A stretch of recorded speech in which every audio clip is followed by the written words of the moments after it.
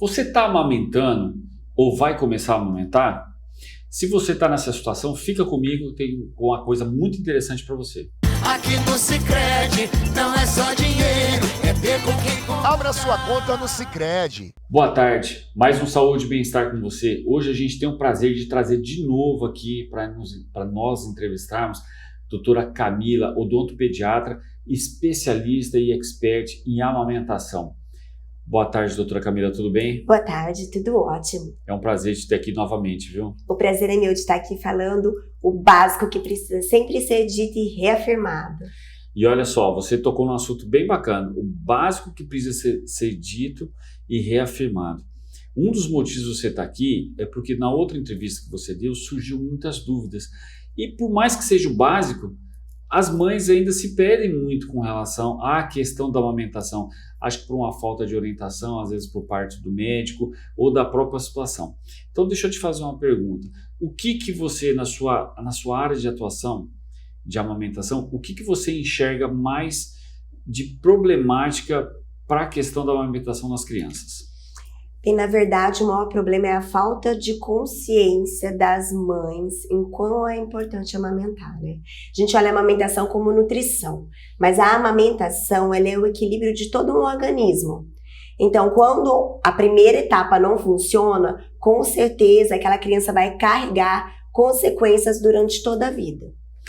Essa parte disfuncional na amamentação, porque assim, para quem está assistindo e pode estar querendo entender o que é a parte disfuncional, por exemplo, né, Camila, cair numa mamadeira. Cai numa mamadeira. Sem até orientação. Exatamente. Uso de fórmula, mamadeira, chupetas. Por quê? Porque a família não entende que o choro é comunicação, se desespera naquele primeiro momento. Como ela não tem uma orientação básica, a primeira coisa que ela acha é fome, é dor, então ela precisa acabar com o choro. Coloca chupeta, coloca fórmula, coloca mamadeira. E nem sempre o choro é isso, né? Como você falou, é comunicação. Comunicação. Hoje, se o seu bebê tivesse que dizer mamãe, eu te amo, ele ia chorar para se expressar. Porque é a única linguagem que ele conhece.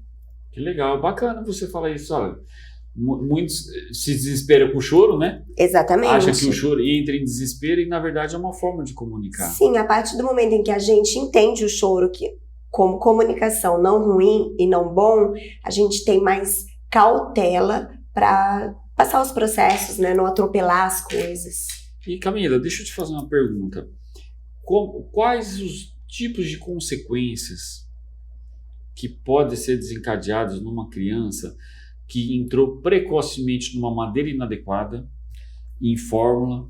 O que isso pode desencadear a nível de futuro para uma criança desse tipo? Tá, vamos lá, vou falar em linguagem que todo mundo entende. Isso, tá? Isso, perfeito. Então, a criança tem uma modificação de toda a estrutura da face, né? Tanto mandíbula, maxila, o crescimento total da face. Ela vai ficar com mal postura da língua, da musculatura. Pode ser uma criança que é respiradora bucal, porque dorme de boca aberta. As crianças que respiram pela boca têm mais probabilidade de adquirir infecções virais. Por exemplo, porque o nariz, ele é o filtro, então ele filtra e aquece o ar. Quando você respira pela boca, tudo que você tem ali de contaminação no ambiente, ela passa direto. Então são crianças mais propensas a esse tipo de infecção. São adultos que carregam vícios orais, que podem ter apneia do sono, bruxismo. Então, assim, impacta na alimentação, impacta na fala. Então, se você observar bem o tanto de problemas ali que causa a falta do aleitamento materno, são imensas. Você falou do bruxismo, você falou da apneia. E deixa eu te fazer uma pergunta para a mãe que está assistindo, às vezes até o pai. Dá consequências psicológicas também? Sem dúvida. Com certeza, principalmente. Porque a gente fala do físico, mas o físico, ele é mais fácil de tratar. Você vai num especialista, trata e ok. Mas os emocionais são, assim, bem mais pesados. O que eu costumo dizer para algumas pacientes, por exemplo, tem até aquela teoria do menstruar para quê, né? Eu falo assim, menstruar é divino, é de Deus. Assim como também, é importante, faz parte isso da mulher. Com certeza. Assim como também a amamentação. A amamentação também é. né? E às vezes é banalizada de uma forma de, por exemplo, mamadeira, mas assim, às vezes, desculpa até a minha colocação, não é que é banalizado, às vezes é mal orientado, porque muitas vezes os médicos acabam, não está ganhando peso, põe fórmula, mas muita coisa pode ser evitada para não acontecer isso, né? Com certeza. Hoje nós conseguimos fazer a orientação dessas mães pré-parto. Ou seja, tá ali por volta de 30 semanas, já passa para quê? Ela já pode com você já com 30 pode, semanas? a partir de 30 semanas, para quê?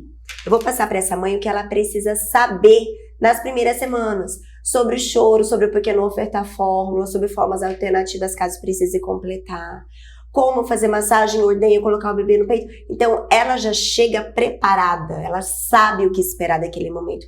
Que eu acho que era isso que, bem na verdade, o pessoal que faz o acompanhamento deveria fazer durante a gestação, porque uma mãe bem informada, que ela precisa do bebê enquanto ela é gestante. Por quê? Para aumentar o nível de ocitocina, para o leite descer mais rápido. Então, se ela começa lá na gestação se preparar, entender o processo, ela já começa com 80% de chances de acertar. E aí você acaba nos desencadeando uma avalanche, Uma né? avalanche, exatamente. E uma dúvida aqui para tirar contigo. Tem também alguma relação, por exemplo, esse tipo de criança que não é bem amamentada com TDAH, coisas assim? Olha, os estudos recentes dizem que sim, mas essa questão do TDAH está muito aberta ultimamente. Ultimamente tudo desencadeia TDAH nas crianças e até, né, tem crianças que são diagnosticadas nem têm TDAH. Então é bem complexo. Mas existe sim. Tem, né? Tem. E o que você enxerga hoje no seu consultório de mais prevalência com isso? Porque assim, às vezes nem todas que chegam com você já chega no início. Então, de repente, a mãe que está assistindo, ela já está lá no segundo mês. Puxa, de repente o leite já secou. O que você pode passar para ela lá no consultório? Então, bem na verdade, secar o leite é uma coisa muito rara de acontecer. O que acontece? A mãe não faz a pega direito, a criança tem um freio de língua, a língua não está funcional. Então, vai diminuindo a produção gradativa. Mas a partir do momento em que essa mãe chega e ela está disposta a passar pelo processo e restabelecer essa amamentação, a gente consegue fazer ela produzir leite e voltar 100% ao aleitamento materno. Tá me chegando uma pergunta aqui, deixa eu te fazer. Eu sei que nós não temos um manequim aqui para mostrar isso, mas para a mãe que está assistindo e está perguntando, o que seria essa pega direito? Qual a maneira correta de amamentar a criança? A maneira correta de amamentar a criança é a seguinte: primeiro passo, o seu peito no começo, principalmente na pojadura, ele vai ficar todo endurecido. Bebê não faz pega em peito duro. Então antes todo mundo falava assim: ai, massageia, massageia, massageia, massageia milagrosa. Massagem não resolve. Pasmem, mas é verdade. O que resolve é a ordenha. Porque se eu massageio o peito e ele amolece, mas eu não tiro o que está causando endurecimento, ele volta a endurecer. Então eu preciso fazer uma breve massagem e retirar o excesso do leite até que a auréola, que é aquela parte escura da mama, fique dobrável para o bebê fazer essa pega. A partir disso, é muito fácil fazer essa pega. Por quê? O peito, digamos que algumas mães falam assim: eu tenho muito grande, eu tenho muito pequeno. Ele pega do mesmo jeito. Posso usar o boné? Pode. Qual câmera? Fique à vontade. Vamos lá. Isso, olhando fechada. Ó, a primeira coisa, eu vou colocar o bebê como se eu fosse segurá-lo no antebraço. Só que bebê no antebraço não mama, porque se vocês olharem ele fica com a boca mais embaixo da axila do que de frente pro peito. Então eu coloquei ele aqui só para ajuste. Eu vou abrir o braço. O cotovelo vai prender aqui na dobra do joelho do bebê. Vou passar o braço e segurar aqui, ó. Nessa posição, se eu ficar em pé, eu consigo andar com o bebê, porque ele tá bem fixo, bem firme. Então, eu vou dobrar aquela auréola que eu falei pra você que tem que estar mole, vou trazer o bebê pela cabeça. Eu faço a pega. Então, às vezes a mãe chega falando assim: o bebê não sabe, ele não sabe mesmo. Então, é a gente quem tem que direcionar. Fez a pega, você coloca ele aqui como apoio. Ele já está no barriga com barriga, já está na posição horizontal, e já tá mamando direitinho, só apoiado no cotovelo. Entendi. E tem também a situação de, às vezes, eu vi sobre amamentar com a criança mais em pé, como que seria isso? De cavalinho. De cavalinho, isso, não, cavalinho. Quando a criança desenvolve algum tipo de refluxo, o leite volta com muita frequência, como ele fica nessa posição mais ereta, mais verticalizado, o leite volta menos. Então a gente pode colocar sentado no colo de frente para a mama e ofertar, ou você pode colocar ele naquela mesma posição que eu disse, prendendo aqui e trazendo ele de frente para o peito. E deixa eu te fazer uma pergunta. Tem uma situação que eu escutei falar, o primeiro leite que sai depois é o leite gordo. Então você não pode, por exemplo, deixar 5 minutos aqui e já passar para o outro. Você tem que deixar ele mamar esse leite gordo primeiro para depois passar. Como que é essa questão para trocar de um seio para o outro? A gente troca de um seio para o outro não por necessidade, mas é porque nesse início os bebês dormem muito rápido no peito. Então, quando eles dormem, a gente precisa ali de uma mamada efetiva por volta de 30 minutos. Ele dorme com 12, mais ou menos, 12, 15. Aí você vai acordar e pôr ele no outro peito. Por quê? Porque o leite tá mais fácil de sair, ele volta a mamar no ritmado, né? Então, a gente faz por isso. Essa questão do leite gordo e tal, não existe mais cal por terra. Por quê? Foi constatado que se o bebê tiver um trabalho muscular e lingual adequado, ele consegue extrair a gordura do início ao fim da mamada. Ah, então é a pegada na língua. É a pegada da língua. Então, assim, uma mamada eficiente, ela tira a gordura durante toda a mamada. Você não precisa mais esperar o último leite para o bebê ganhar peso. Isso caiu por terra. Então, a gente faz esse revezamento mesmo, é para manter o bebê acordado e ativo 30 minutos. Entendi. Olha que bacana, ela trouxe uma coisa aqui que a gente acabava interpretando de uma outra forma. E por falar nisso, eu vou deixar para o segundo intervalo. Olha só, a gente vai ter um intervalo aqui. Aí você agora vai para o YouTube, que a gente está encerrando no Instagram, vai no link da bio, vai para o YouTube, porque tem uma coisa bem bacana para a gente falar a respeito da língua, que tem em várias crianças e não se sabe, a mãe não sabe disso, para ter essa pegada, para inclusive pegar o leite gordo também, tá bom? Fica comigo que eu vou trazer isso para você também. Cada dia no Sicredi é assim. O Sicredi inteiro fica te esperando, pra te ver sorrindo, pra te ver sonhando. Aqui no Sicredi não é só dinheiro, é ter com quem contar, é confiar, realizar de jeito maneira. Não é só dinheiro, é ter um parceiro. Eu sou o Sicredi, tô no Brasil inteiro. Não é só dinheiro, é ter com quem contar. Abra sua conta no Sicredi. Camila, continuando isso que você estava falando, para o pessoal que está seguindo agora a gente pelo YouTube, isso que você levantou, essa questão da língua. Eu sou ortodontista, mas a gente, em bebê, a gente não atua, né? Explica para a mãe, para ela evidenciar como é essa questão da língua aí para dar essa pegada, o freio da língua, eu sei que tem a questão do freio. O que você pode explicar para ela já olhar e falar, eu preciso procurar a Camila? A primeira coisa, eles fazem esse teste na maternidade, tá? É feito na maternidade? É feito na maternidade, é obrigatório fazer na maternidade. Mas nós consideramos que esse teste não deveria ser feito nessa fase do bebê, porque ele nasce contraído do parto. Pensa um bebê que fica em 12 horas no trabalho de parto normal. Ele nasce todo contraído, com a posição alterada, aí vai fazer o teste da língua, faz o quê? Abaixa o queijo. O que você consegue visualizar é marcado ali. Só que o teste da língua é muito mais que isso. Então, eu preciso que ele seja feito a partir do 3º dia do pós-parto. Então, se você fez na maternidade, passe com outro profissional fora da maternidade e refaça o teste, para ter certeza absoluta do resultado. O freio de língua vamos lá. É essa membrana aqui, que fica embaixo da língua, que todos nós temos ela de forma fisiológica, tá? Então, até aqui nada normal. Só que vocês percebem pelo manequim que essa língua faz toda a movimentação, ó. O freio, ele é um freio que não limita.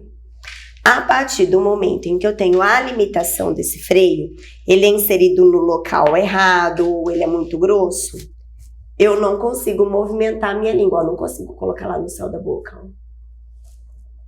Então não consegue fazer a pega do mamilo. Não consegue fazer o movimento de baleia que a gente fala em volta do seio para extrair o leite. Então, o que acarreta isso na amamentação? Pode acarretar a fissura do seio da mãe ou não. Tem mães que levam super bem.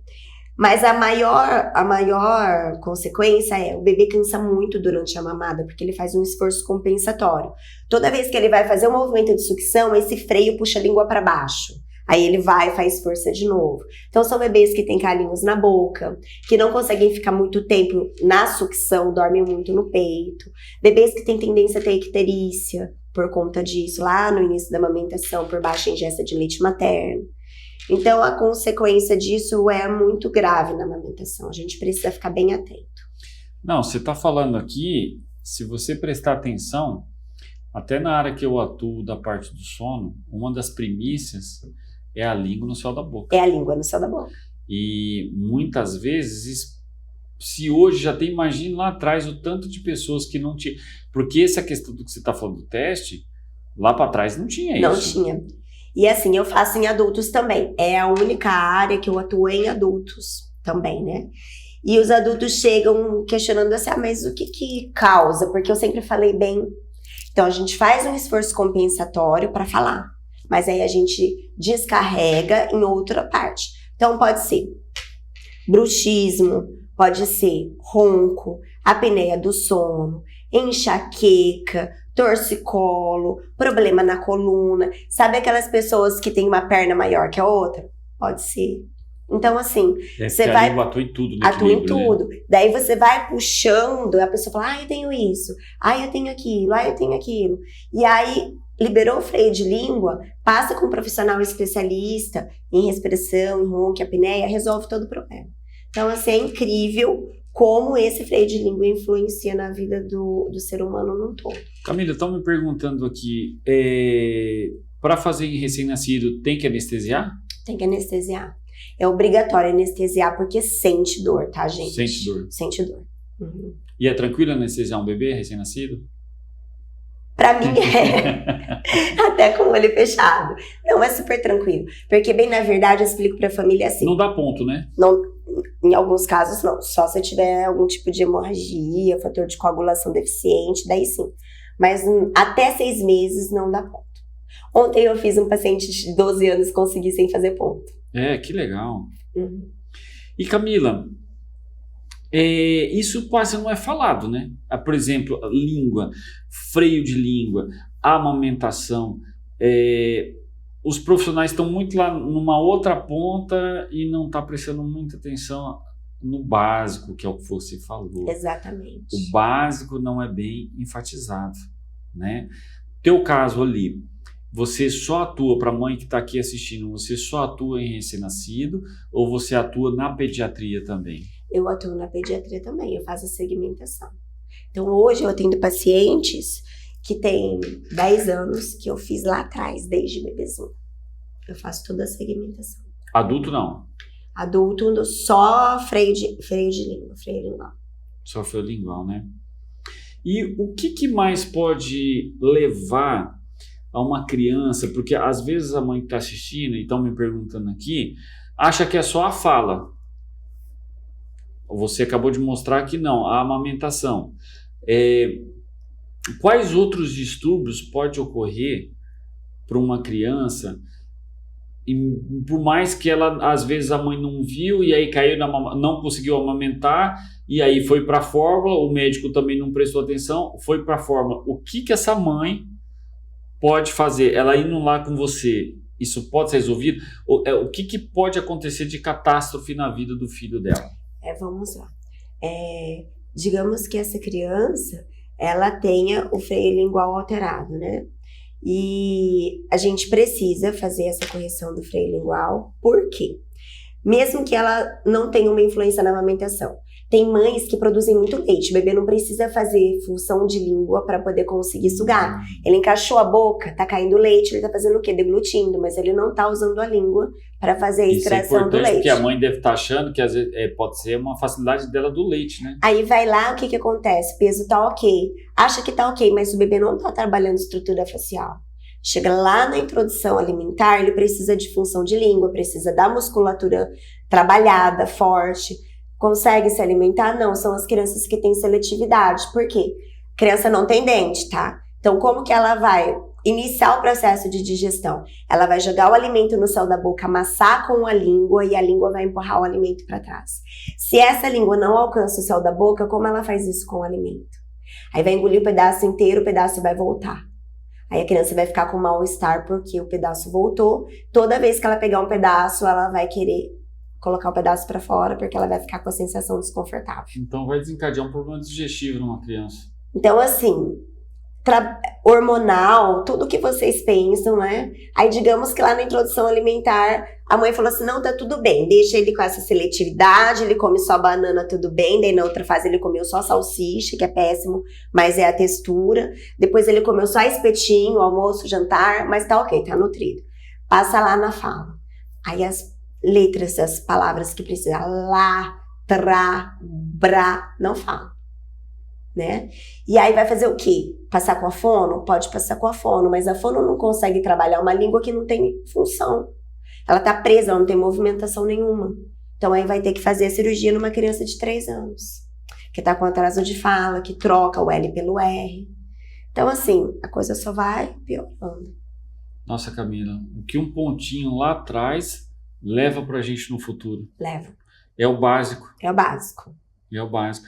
Disso uma criança já que está tomando, não vou nem falar o nome do medicamento, mas está com refluxo, está com isso, está com aquilo, mas está engolindo alimento. Não está mastigando, não está triturando. Exatamente. E eu pego muito no consultório que bebês, e a gente não faz isso, tá? Bebês não tomam remédio para refluxo. Mas eu pego um recém-nascido tomando remédio para refluxo, e a gente faz a cirurgia do freio de língua, a reabilitação, acabou o refluxo, sumiu o refluxo. Por quê? Porque era só o mau funcionamento da língua. Ela vai lá, digamos que a mãe tenha uma hiperprodução de leite. O bebê não consegue controlar, é muito leite, a língua não está trabalhando direito, o leite desce direto. Desce direto, desce direto. Chega uma hora que o leite volta. Pode até engasgar, né? Pode até engasgar, não aspirar o leite. Camila, a gente está chegando no final da entrevista, que foi espetacular, foi melhor que a outra. Uma vai melhorando, vai sendo mais do que a outra. Gente, tenham dúvidas, por favor, porque vocês requisitam e eu volto aqui. Verdade, não, mas tá de portas abertas para você. É mais por conta do tempo mesmo. Mas olha, posso deixar suas redes sociais aqui? Com certeza. Para as pessoas tirarem dúvidas, né? Eu tenho certeza que quem assistir aqui vai ter...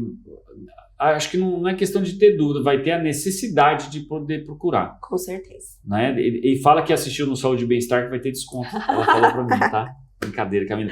Obrigado de coração, viu? Eu que agradeço. Tá joia? E ó, presta atenção, curte, compartilha. Hoje você pode não estar amamentando, amanhã você pode. Tá bom deixar esse vídeo salvo, porque isso pode salvar uma vida. Por que salvar uma vida? Porque você pode mudar a vida dessa criança. Com certeza. Né? Você que é pai, você que é mãe, olha o tanto de coisas que vão desencadeando um efeito bola de neve por conta de uma coisa que poderia ter sido visto lá no começo, o freio de língua, uma amamentação, uma coisa muito mais saudável que foi o que Deus criou pra gente. Exatamente. Obrigado, Camila. Eu é que agradeço. E obrigado que você ficou até aqui. Até semana que vem. Até. Tadeu1noticias.com. A notícia no seu celular.